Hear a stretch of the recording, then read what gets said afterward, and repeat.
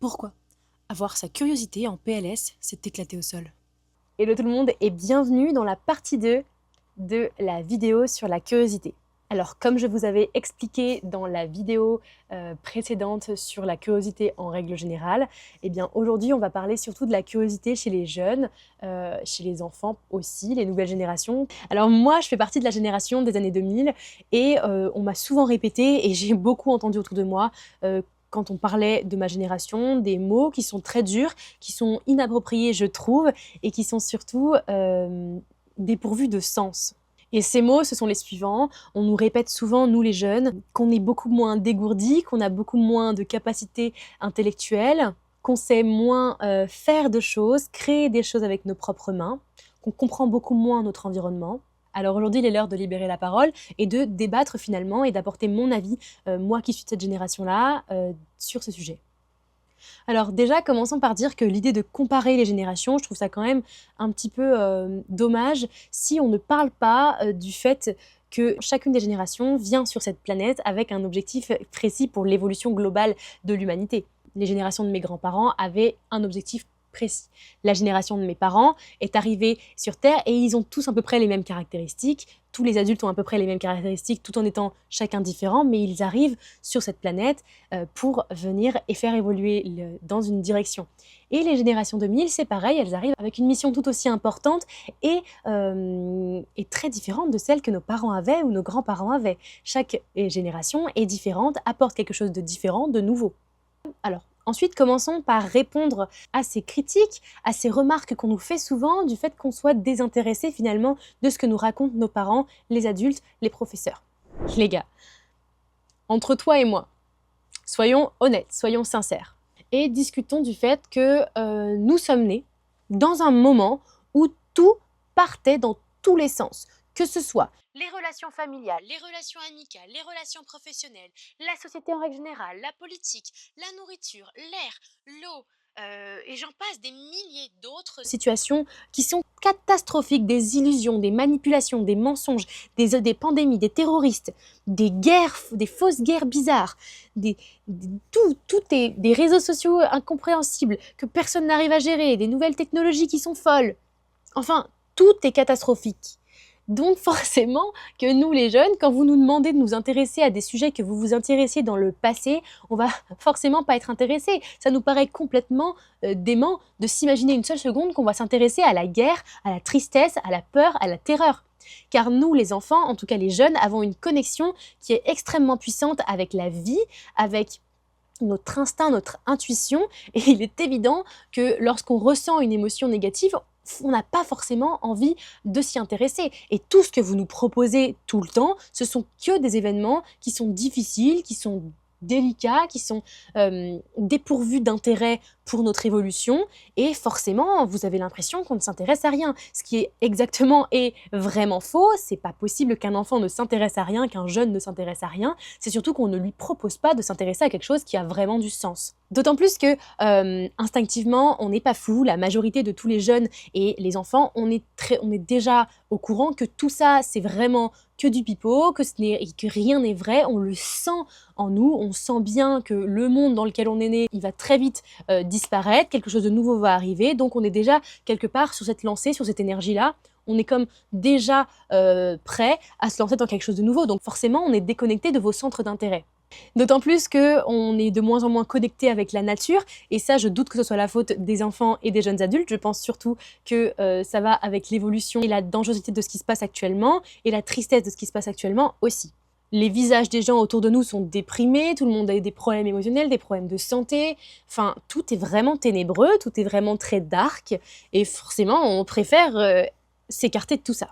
Parce que quelque part, chercher à détruire l'enfant, chercher à détruire l'innocence, la magie, la beauté de la vie, c'est aussi chercher à détruire évidemment tous ceux qui vont venir créer le prochain futur. Forcément qu'ils vont s'attaquer aux enfants, aux belles énergies qu'ils dégagent, et il est important aussi de dire que nos parents ne nous protègent pas vraiment. On empathie énormément et donc ça crée aussi beaucoup cette tendance-là à ne plus vouloir s'intéresser à rien puisque, oulala, mon Dieu, qu'est-ce que c'est tout ça? Ça paraît vraiment horrible, je ne veux plus voir, je ne veux plus voir, donc je suis dans l'inertie, je suis dans l'apathie, je ne ressens plus rien, j'ai complètement coupé avec la vie finalement en règle générale. Sans parler de l'éducation qu'on nous donne depuis que moi je suis née, j'ai pu observer autour de moi, etc., de la peur bleue qu'ont tous les parents dans ce monde qui fait très peur, dans ce monde d'illusions complètes où tout le monde est vraiment perdu. Les enfants n'ont plus rien le droit de faire.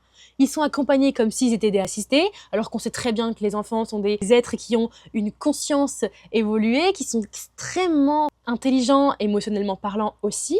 Et ils sont comme bridés, ils ne peuvent plus rien faire par eux-mêmes, ils ne sortent plus découvrir le monde, on leur donne toutes les informations sans qu'ils aient eu le temps d'y réfléchir, on leur met des choses dans la tête sans qu'ils aient eu le temps de poser la question, et puis on leur met des peurs, on leur met des traumatismes, enfin bref, tout est détruit en eux, on ne cherche même pas à les accompagner, au contraire, on vient les détourner de leur propre chemin sans qu'eux ne puissent rien faire puisqu'ils sont là. Mais qu'est-ce qui se passe? Qu'est-ce qui se passe ici, sur cette planète?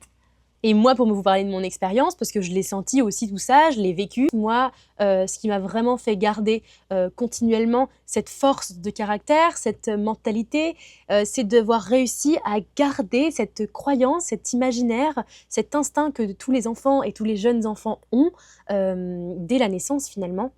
J'avais foi en la vie, j'avais cette positivité, cette sensation que, cette croyance finalement en toute la beauté de ce monde, toute la beauté de cette vie, et rien ni personne ne peut venir détruire ma confiance en la vie, ma foi en cette vie, ma croyance. Et c'est ça en fait qui crée ma solidité autour de moi. Même si tout se détruit, je resterai avec cette colonne vertébrale, cette stabilité-là qui me fait être sûre de moi que tout va aller dans le bon sens si je continue à y croire et à avoir la foi.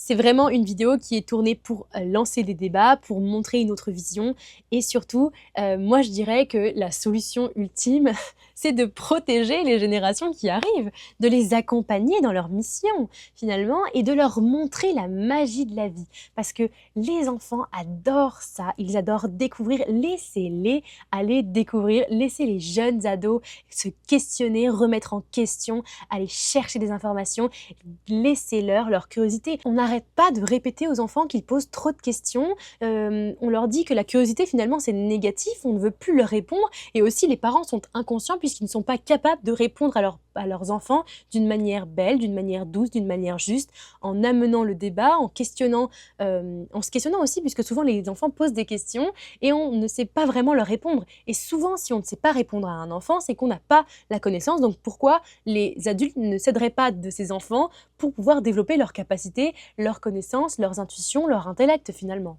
Alors il est important pour ma génération qui va avoir des enfants bientôt, et j'en suis ravie, qu'ils comprennent que leurs enfants vont être une bénédiction et qu'ils vont leur apporter, s'ils avaient perdu cette curiosité, s'ils avaient perdu cette envie de découvrir la vie, les enfants vont l'apporter avec toute leur énergie, toute leur douceur. Alors n'hésitez vraiment pas à suivre vos enfants dans des aventures folles, à répondre à leurs questions et à aller chercher avec eux des informations, même si vous n'avez pas la réponse. Vous êtes capable d'aller faire des recherches avec eux, de les entraîner dans cette énergie de curiosité et c'est grâce à leur curiosité, grâce à leur esprit et au fait qu'ils vont développer leur envie de découvrir cette terre, qu'ils vont toujours être finalement protégés car ils vont vraiment avoir une solidité, une stabilité et un ancrage beaucoup plus important avec beaucoup moins de troubles émotionnels, beaucoup moins de peur, beaucoup moins d'anxiété, enfin bref, beaucoup moins de choses négatives car ils comprennent dans quel environnement ils vivent et comment fonctionnent les choses là où ils sont.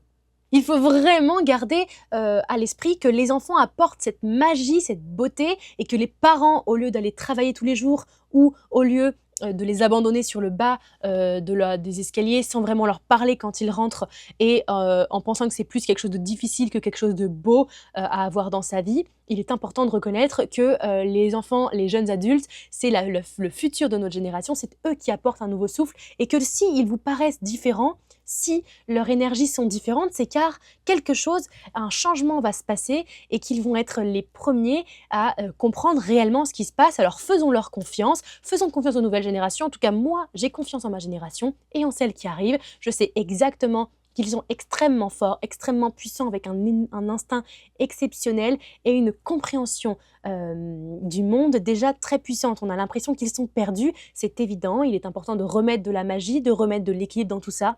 Alors informez-vous, aimez les nouvelles générations. Toutes les générations ont besoin de se retrouver, de se reconnecter entre elles et de faire une union parfaite pour ce qui va nous arriver très prochainement. En tout cas, moi je suis super contente de faire cette vidéo, d'avoir pu parler de ce sujet, d'avoir ouvert le débat. J'espère avoir des commentaires qui me permettent aussi de comprendre un petit peu vos points de vue.